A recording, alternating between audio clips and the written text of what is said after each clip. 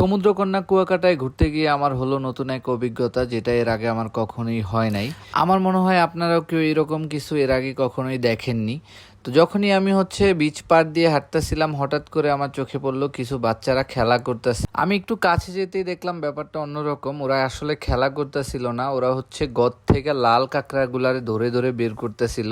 তো আমিও খুব কিউরিয়াস যে কিভাবে লাল কাঁকড়া ধরে, এটা আমার দেখতে হবে। আর লাল কাঁকড়া আমার সংগ্রহ করার অনেক দিনের ইচ্ছা ছিল। ওদের কাঁকড়া ধরার টেকনিকটা খুবই অসাধারণ ছিল।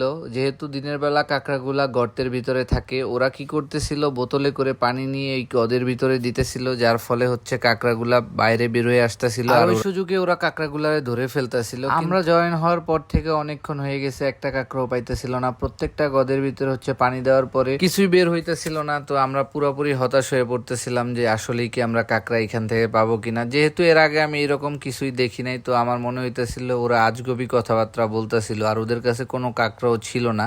তো ওরা গোসল করার ফাঁকে এগুলা ধরতে বেরোইছে। তো অনেকক্ষণ চেষ্টা করার পরে হঠাৎ করে মনে হইলো যে একটা গদের ভিতরে কাঁকড়া আছে। ওরা ডেকে বলতেছে বারবার যে ভাইয়া এটার ভিতরে কাঁকড়া আছে, এটার ভিতরে কাঁকড়া আছে। এই জন্য আমরা সবাই একটু কিউরিয়াস হয়ে দেখতে গেলাম যে আদৌ কি কাঁকড়া এটার ভিতরে আছে কি না।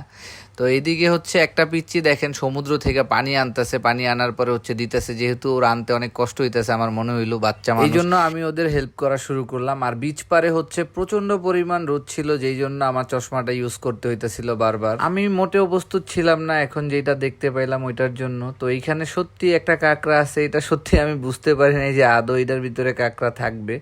তো হঠাৎ করে আমিও হাত লাগানো শুরু করে দিলাম, যেহেতু কাঁকড়ার একটা আলাই বালাই পাইতেছিলাম। কিছুক্ষণ পানি ঢালার পরে হঠাৎ করে বেরোইলো একটা লাল কাঁকড়ার পা, যেটা দেখে আমি কনফার্ম হইলাম যে হ্যাঁ এটার ভিতরে কাঁকড়া আছে। এবার আমি খুব এক্সাইটেড হয়ে পড়লাম যে নতুন কিছু এক্সপ্লোর করতে যাইতেছি, যেটা এর আগে আমি কখনোই দেখি নাই। যে ওই যে দেখেন কাঁকড়ার পা দেখা যাইতেছে। এই যে আমি পানি দেওয়ার পরেই ও পানিতে নিঃশ্বাস নিতে পারতেছিল না, এই জন্য বারবার উপরে উঠা যাইতেছিল। এই সুযোগটারই ওরা কাজে লাগায় ধরে ফেলে। দেখেন এই যে এখনই দেখতে পাবেন একটা কাঁকড়া বেরোয় আসবে। আশা করি আপনারা এতক্ষণে দেখে ফেলছেন যে একটা কাঁকড়া এখানে আছে, লাল কালারের একটা কাঁকড়া।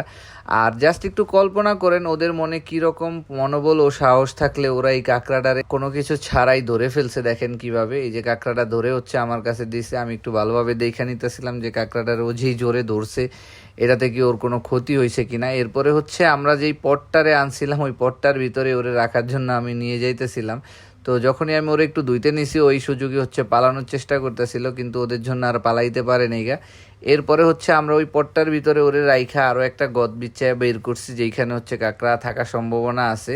তো এই যে দেখেন কাঁকড়াটা কত সুন্দর। লাল কাঁকড়াগুলা এমনিতেই অনেক সুন্দর হয়ে থাকে। তো আলহামদুলিল্লাহ ফাইনালি আমরা একটা লাল কাঁকড়া পাইছি, যেটা পাওয়ার পর আমি খুব বেশি এক্সাইটেড। তো ওরে কিভাবে আমরা গ্রামে নিয়ে আসবো এটা বুঝতে পারতাছিলাম না। এরপরে মাসুম ভাই আমাদের বলল যে ওরে কিভাবে নিতে হবে। আমরা ঠিক ওইভাবে ওরে নেওয়ার জন্য প্রিপেয়ার করলাম আমাদের জারটারে। হালকা করে পানি নিয়ে নিছি আর সাথে বালু দিয়ে দিছি। তো হঠাৎ করে আমার চোখে একটা জিনিস ভাসে, যে দেখেন আমরা যেই পাফার ফিশ খুঁজতেছিলাম আর এইগুলা সমুদ্রে কতগুলা মরে পড়ে আছে, হঠাৎ করে শুভ একটা পায়। শুভ পায়া হাতে নিয়ে দেখাইতেছিল যে দেখো পাপার ফিশ।